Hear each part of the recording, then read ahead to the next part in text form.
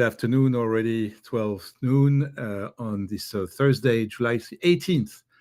And today, You Change the World podcast, but also a live event over the social media and the channels of YouTube, LinkedIn, Facebook, Instagram, X, Twitter, and a few more. And certainly you will find the recorded version as well on these channels, as well as the podcast channels on Apple Podcast and all the other ones, Spotify especially, and Amazon.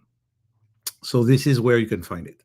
The other thing I want to also tell you where you can find the content and you can find those videos are obviously on the website itself. So one is my name, andrepulitzer.com, www.andrepulitzer.com. The other one is called coachingpath.com. And I think those two should be sufficient for the name of the URL. I would like to invite you to use the tab as well that is called Improv. The Improv tab leads you to a new website where I have developed more the aspect of acting and using acting methods in the arena of leadership. How to you work on your persona, your posture, your presence, your executive presence, be more efficient and have your voice heard and have a better influence out there. It's important to all the leaders that I know. So I thought that maybe it would be worth it to provide you with some tools, and this is where you're going to find it. So thank you for coming today. Thank you for joining. You have also here a space on the right of myself here. There is a common space that's only for LinkedIn watchers, or maybe more, I don't know, but you can send your comments over the internet, and this is about what you want to ask or want to say while I'm streaming this, but you can also do this after the fact and do this on the respective channels. What else did I want to say? Well, to subscribe on YouTube, right? If I don't say this each time, I'm going to get the blame. So I want to say, please subscribe to YouTube channel. Your subscription will contribute to many, many things. Contents first, and my motivation also. Because I see that there's other people out there watching. I know there is, because sometimes I get feedback. But it is something important to me that when we choose a topic like today, which is breaking silos in organizations, this is applicable to you, that will resonate with all of you. Something of what I say will resonate with all of you. So this is, again, You Change the World. It's a weekly event, sometimes Wednesdays, but mostly Thursdays, usually at 10 a.m. Eastern Standard Time, New York time, but today was 12 noon. So we are changing things here and there, but we try to stay, accessible from all the continents of the world. And this is the kind of time when usually it's okay from all over the place, almost all over the place. Maybe not in Japan. I think it's a little bit too late, like 2 o'clock in the morning or so, if I'm not mistaken. But thank you for being here, all of you. Again, thank you. Let me just say why this theme came to my mind about silos. Because I think we're suffering this in all kind of organizations, even small companies, even entrepreneurial settings, even two people's companies. Silos is about two things. One, it comes from the organization's culture. That's the worst, because the organization doesn't do anything about it. On the contrary. And I think in some instances, it's also recommended because, and it's very rare. I would say that it's usually, for my experience, essentially in the world of science and research. It is, in fact, a good thing to keep silos between researchers because they are focused very much in different aspects of the research. And for that reason, they have to stay apart. They have to stay separated, like very separated modules. Anything that would be comparable to that, maybe it's not science, maybe it's not research, you can understand it, and I will understand it too. So silos is not always a bad thing. But now, as you know, I'm always working with a lot of images. I always visualize things. And for me, the day silos started is when we started to put those cubicles in place. And then one day, right, about maybe 8-10 years ago, they started to open up those dividers, those little walls, and open up and create the open space in offices. We think always black and white. What I'm trying to say by that, it's a very binary. We don't get so much into the details and get a little bit thorough about organization, about things like that. I saw a whole building change for an create open space, every floor of it, and they spent over $200 million in the renovation. And some of you maybe know who I'm, which is which is the place, where is the place, and what and which is the organization. But I don't think it's helped very much. It was a good idea to start putting some architectural insight to break the silos, and maybe that's a solution to the problem. But I don't think it is.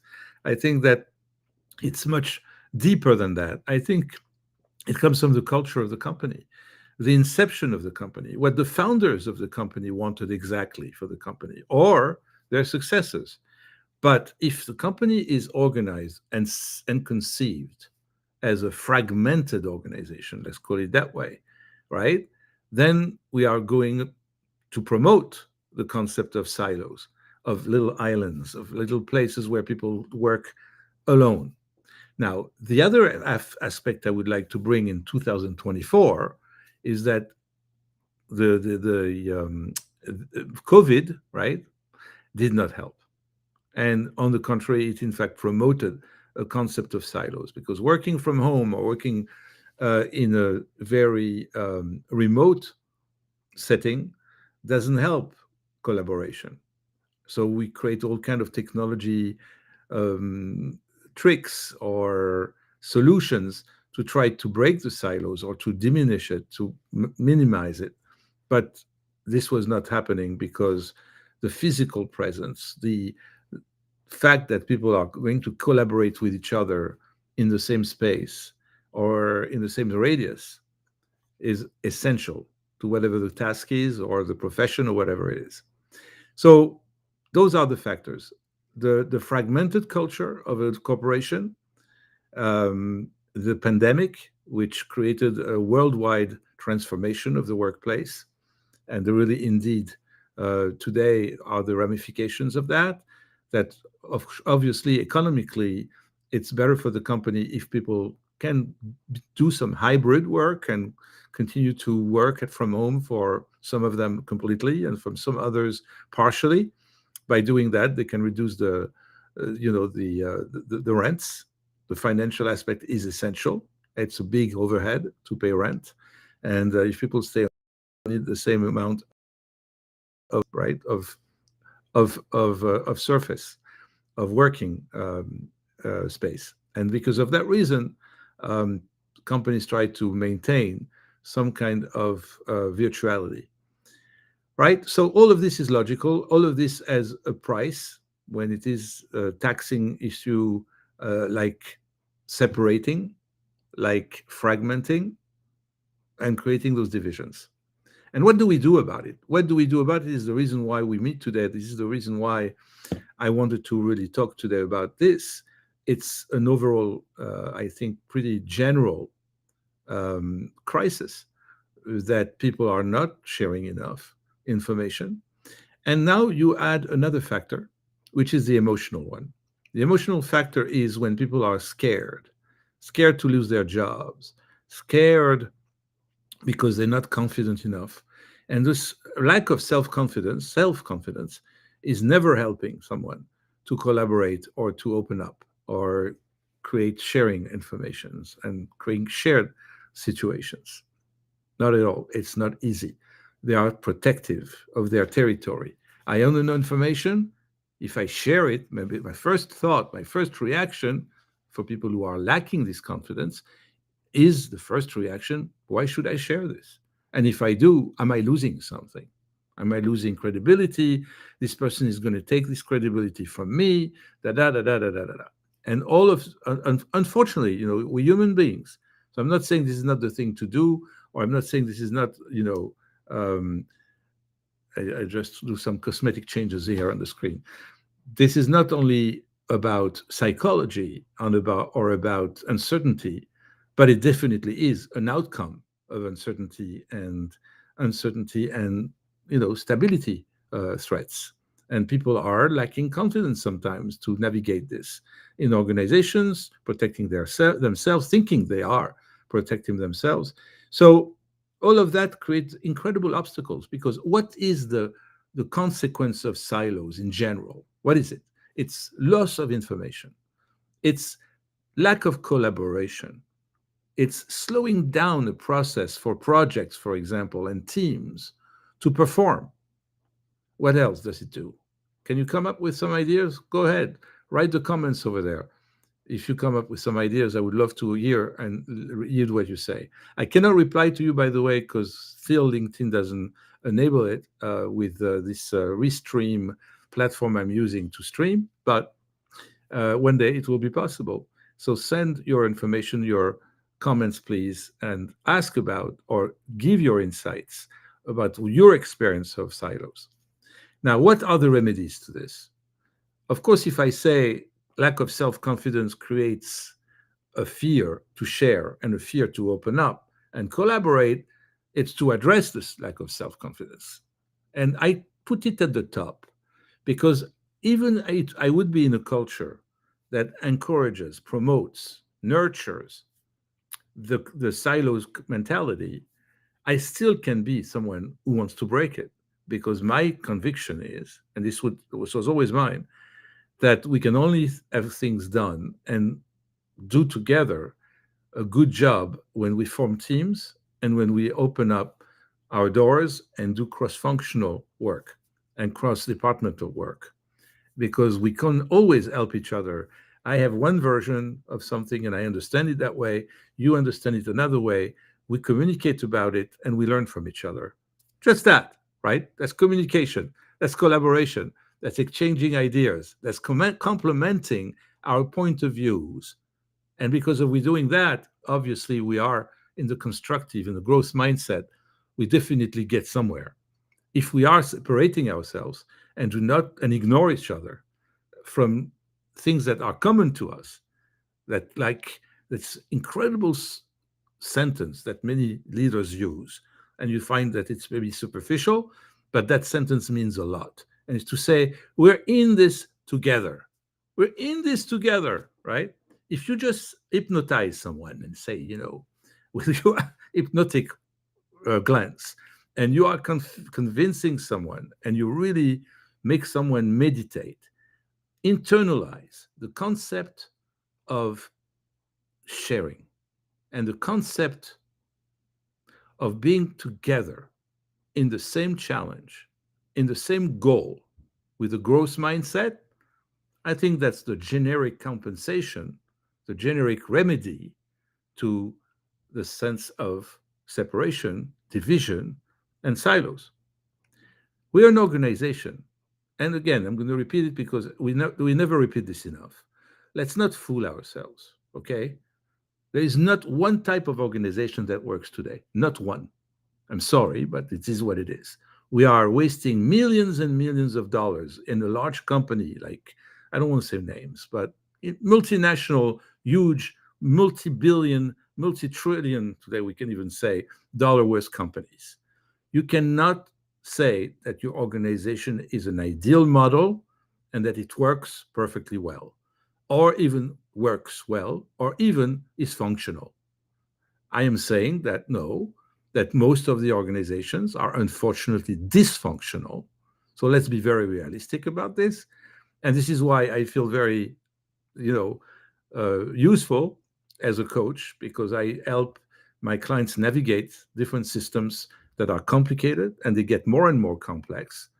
And navigate them means how can I be the best of myself and how can I help my teams and everybody around me to perform in spite of all of this and not get distracted by the organization as such, because it's an organization, a pyramid organization, a matrix organization, whatever, a small family owned organization.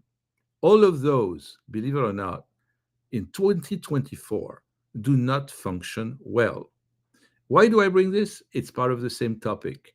It's one of the source of having silos because people don't understand they have a lot of things available to collaborate and to make it happen. Now, is there out there some exceptions? Of course, there is exceptions. But overall, and I'm not pessimistic by saying that, I'm saying we have a great opportunity.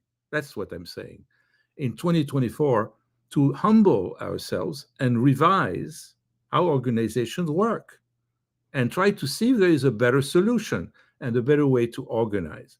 By the way, if organization would be functional, why do they have to reorganize all the time? Right? Isn't that the right question? Because there is not one day, I don't have a client starting the session by saying, "Oh, Andre, since we met, it was 2 weeks ago, a lot happened. And we are now in the middle of a reorganization." Said, wow, no surprise. You're not the only one. you know, they are reorganizing because it's a human thing and it's life and it's growth also. And scaling a company or scaling an organization or a team always bring us to a new paradigm or to some kind of a new structure.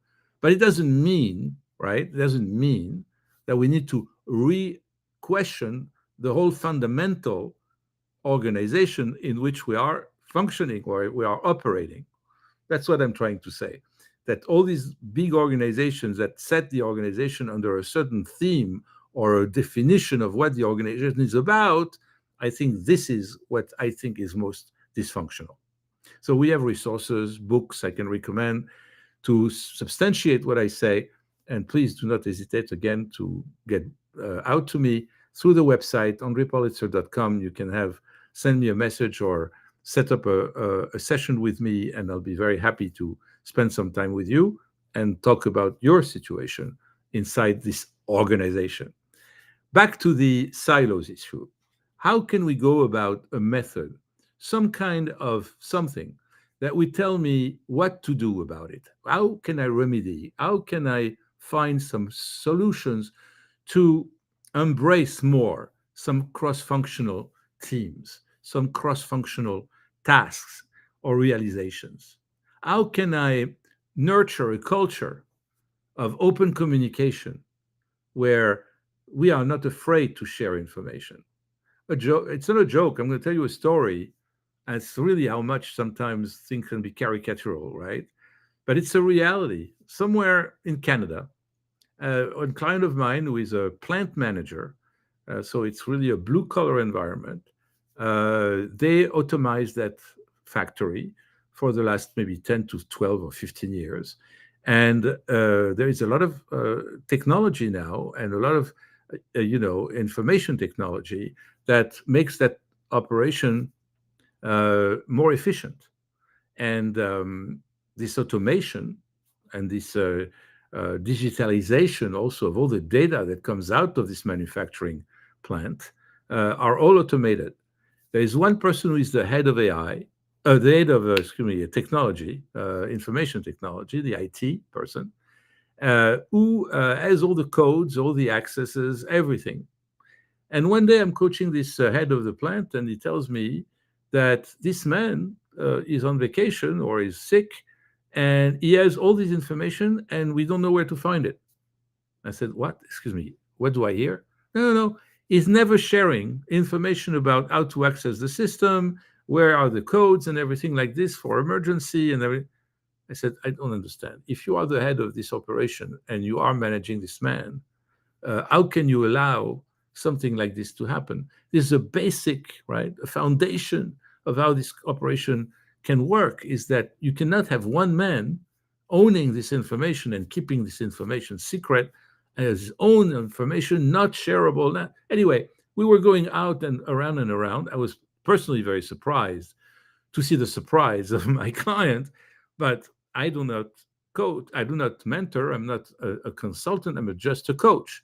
So I was keeping asking questions to my client about what are the consequences of that. Where does he go when there is an issue or an emergency? And if it's only to that person, what happens then above him?